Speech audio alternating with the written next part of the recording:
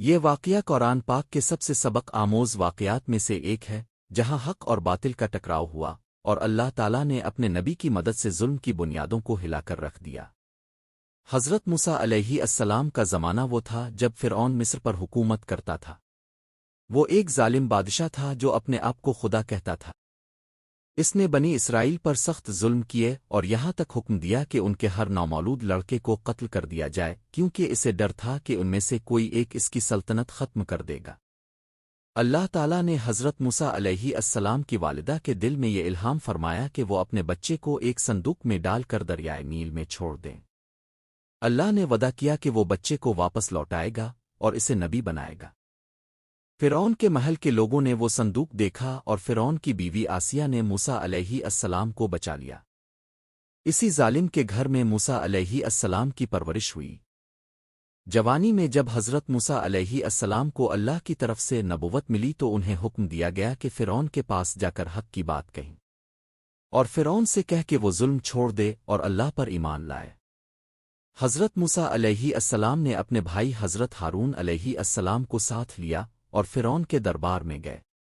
وہاں انہوں نے پیغام دیا، ہم رب العالمین کے بھیجے ہوئے ہیں، بنی اسرائیل کو آزاد کر دو۔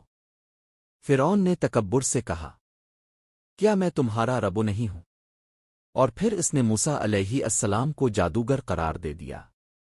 فرعون نے اپنے ملک کے تمام جادوگروں کو بلایا تاکہ موسیٰ علیہ السلام کا مقابلہ کریں۔ جادوگروں نے اپنی رسیاں اور لاٹھیاں پھینکیں جو سانپوں کی طرح حرکت کرنے لگیں، مگر جب حضرت موسیٰ علیہ السلام نے اللہ کے حکم سے اپنی لاٹھی پھینکی تو وہ ایک حقیقی اژدہا بن گئی اور سب جھوٹے سانپوں کو نگل گئی۔ جادوگر سمجھ گئے کہ یہ جادو نہیں بلکہ اللہ کا معجزہ ہے۔ وہ فوراً سجدے میں گر گئے اور بولے، ہم ایمان لائے رب موسیٰ و ہارون پر۔ فرعون کو غصہ آ گیا اور اس نے ان سب کو قتل کر دیا مگر ایمان ان کے دلوں سے نہ نکال سکا۔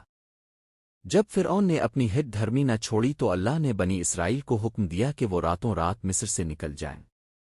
حضرت موسیٰ علیہ السلام اپنی قوم کو لے کر نکلے مگر فرعون اپنی فوج کے ساتھ پیچھے آ گیا۔ جب وہ سمندر کے کنارے پہنچے تو بنی اسرائیل گھبرا گئے۔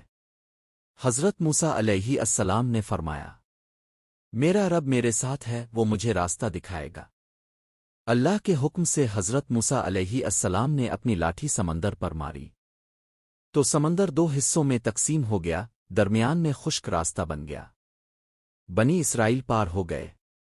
جب فرعون اپنی فوج کے ساتھ اندر داخل ہوا تو سمندر دوبارہ بند ہو گیا۔ فرعون اور اس کی فوج غرق ہو گئی۔